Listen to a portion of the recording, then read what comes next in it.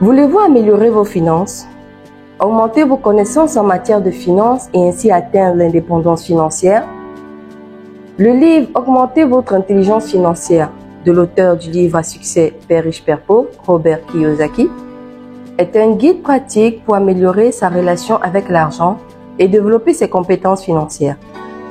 Il introduit ici le concept de QI financier, en d'autres termes, quotient intellectuel financier, qui selon lui combine les compétences telles que la compréhension des marchés financiers, la planification fiscale, l'analyse des investissements et la gestion des portefeuilles.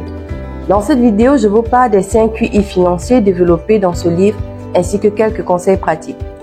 Salut, je suis Balza, bienvenue dans Best Action, cette chaîne qui nous permet de révéler la meilleure version de nous-mêmes personnellement et financièrement. Avant de continuer, si vous êtes nouveau sur cette chaîne, abonnez-vous et activez la cloche de notification pour ne pas rater les prochaines vidéos. Pensez à liker et partager afin que d'autres personnes soient impactées par ce contenu. Tout d'abord, définissons le QI financier. Le quotient intellectuel financier, selon l'auteur, c'est la capacité d'une personne à comprendre les principes financiers fondamentaux et à les appliquer pour atteindre l'indépendance financière et la sécurité financière à long terme. L'auteur explore 5 QI financiers, mais avant de les énumérer, sachez qu'il est indispensable d'acquérir des prérequis qui vous permettront d'explorer et d'expérimenter ces QI financiers, comme proposé dans cette vidéo au travers des connaissances ou des expériences de divers domaines. Premier QI financier, le QI de l'argent. Il s'agit d'avoir la capacité à générer des revenus de manière active ou passive, en identifiant ou en saisissant des opportunités rentables. Et pour ce, l'auteur insiste sur l'importance de développer ce QI en élargissant ses connaissances, ses compétences et son réseau. Et pour cela, comme conseil, vous devez travailler pour apprendre à gagner de l'argent, ne pas travailler pour de l'argent. Par exemple, travaillez pour un salaire sachant que votre objectif est d'acquérir de l'expérience afin de gérer votre propre affaire plus tard. On peut abandonner quand on gagne, mais jamais quand on perd. Sachez endurer lorsque vous faites face aux difficultés et aux doutes. Regardez au but et non pas au processus que vous parcourez, car de cette manière, vous apprenez et vous gagnerez en expérience et par ricochet, vous améliorerez votre intelligence financière. Travaillez par escalier, gravissez les marches l'une après l'autre. Cela veut dire que lorsque vous remportez une victoire au premier palier, passez à la seconde et ainsi de suite. Le QI financier numéro 2 est celui de la protection de l'argent. Il s'agit de minimiser les risques et les pertes en prenant des décisions financières judicieuses et en protégeant ses actifs. Ici, Kiyosaki suggère de se former à la littératie financière, de constituer des fonds d'urgence et de diversifier ses investissements pour protéger son patrimoine. Il conseille de donner le moins possible à nos prédateurs. Car vivant dans un monde en constante mutation avec des mentalités diverses, il est important d'agir de façon réfléchie. Il précise de faire attention aux prédateurs. L'État, qui augmente régulièrement les impôts et creuse de plus en plus les dettes au lieu de se servir de ses actifs à disposition pour investir. Les banquiers, avec leur politique d'emprunt et de taux élevés sur les intérêts. Les courtiers ou les conseillers financiers qui se concentrent sur la commission qui se font sur un projet au lieu de s'attarder sur votre bien-être ou sur votre vision. Et enfin, votre conjoint. Lorsque vous n'avez pas à votre côté la personne qui partage votre vision, il ou elle dérobe votre argent et votre cœur lors d'un divorce. Alors, faites attention. Donc, il conseille pour le QI financier protection de l'argent, vous devez protéger votre argent en vous entourant d'avocats et de fiscalistes. Apprenez à gérer votre argent vous-même sans avoir besoin de passer par des experts et ne faites confiance à personne. Le QI financier numéro 3, c'est la budgétisation de l'argent. Il s'agit de créer un plan de dépenses et de gérer ses dépenses en faisant la distinction entre le désir et le besoin.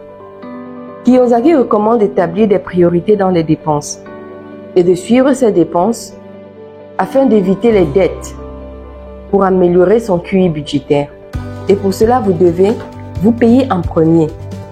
Analyser vos dépenses vous permet de prévoir votre avenir financier. Avoir des actifs qui payent des passifs et ainsi générer de la richesse. Dépensez pour vous enrichir, pas pour vous appauvrir.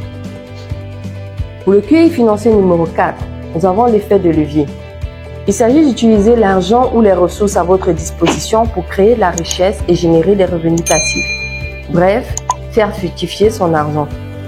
Ici, l'auteur souligne l'importance du levier de vos actifs, tels que vos compétences, vos connaissances et vos relations pour créer plus de valeur et augmenter vos revenus.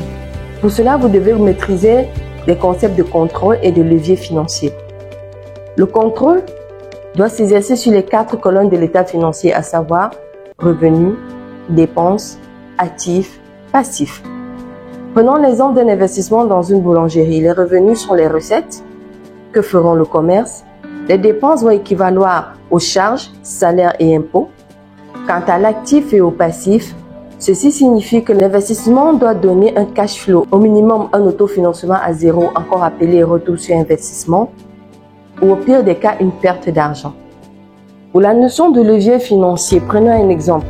Vous voulez un bien qui coûte des milliers de dollars ou d'euros, quelle que soit votre monnaie. Le principe reste le même, sauf que vous n'avez pas assez d'argent pour financer le bien. Si l'on arrive à contrôler et à gérer le bien, dans ce cas, la banque travaillera pour nous et paiera le bien. Pareil pour le locataire, c'est lui qui paiera la banque et de cette manière, on gagne le patrimoine. Ainsi, Kiyosaki nous détaille 3 types d'investisseurs que nous devons connaître. Premièrement, les investisseurs pour un garant capital, c'est-à-dire acheter au plus bas et vendre le plus cher. L'auteur n'est pas en accord avec ce type d'investisseur, car le risque est très élevé. Parce que vous avez un contrôle minime sur l'investissement. Et si le marché s'inverse contre vous, vous allez perdre en restant ainsi dans des dettes immenses, sans compter l'imposition sur la plus-value. En 2, investisseurs de rendement. Cela consiste à investir sur des placements financiers qui rapportent peu. Le souci avec ce type d'investissement est que le rendement est faible par rapport à l'inflation. Investisseur 3, l'investisseur mixte. Celui-ci joue sur les 2 tableaux. Un gain de capital et un rendement. Et pour cela, le meilleur moyen de le faire est l'investissement sur l'immobilier, qui offre beaucoup d'avantages. Par exemple, on ne subit pas les inflations du marché, car nous imposons le prix selon le marché, puisque dans 10, 15 ou 20 ans, selon le développement des zones, l'immobilier aura plus de valeur. On a un rendement sur les immobiliers par rapport à la mensualité de crédit. On tient la puissance de levier financier, soit l'effet de levier, expliqué auparavant. Et pour atteindre cet objectif dans l'immobilier, il conseille de viser haut, d'avoir de bons partenaires financiers, de financement adéquat, l'autogestion, c'est-à-dire gérer vous-même vos dépenses et ne faites confiance à personne. Il conseille aussi d'aller graduellement, pas à pas, gravissez petit à petit les marches au fur et à mesure. 5e QI, nous avons le QI de la contribution financière. Il s'agit d'améliorer son information et ses compétences financières. Il souligne aussi l'importance de la formation continue pour rester pertinent et compétent dans un domaine en constante évolution. Afin de gérer la surabondance de l'information financière, vous devez axer votre raisonnement et votre questionnement de la manière suivante. Lorsque vous obtenez une information, vérifiez. Est-elle crédible? Est-elle pertinente? Quelle est la source de cette information? Cette information est-elle privilégiée ou relayée? De cette manière, vous pourrez définir les tendances et éviter toute manipulation. Ou encore, vous pourrez savoir si une information est vraie ou fausse. Vérifiez aussi si cette information est un fait ou une opinion. Un fait, c'est-à-dire réel, ce sur quoi vous pouvez vous baser, et une opinion reste intangible dans ce cas. Cependant, pour réussir à faire tout ceci, il faudrait avoir l'intégrité financière, qui consiste à suivre une éthique personnelle en matière d'argent et de finances. L'auteur conseille de construire une réputation financière solide, car les gens préfèrent faire affaire avec des personnes honnêtes et dignes de confiance. C'est la clé pour atteindre l'indépendance financière et la réussite à long terme dans tous les domaines de votre vie. Nous voici au terme de cette vidéo. Abonnez-vous et activez la cloche de notification pour avoir plus de contenus similaires. Lâchez-nous un pouce bleu et partagez pour permettre à d'aucuns d'être impactés par ce contenu. Quant à moi, je vous dis à la prochaine!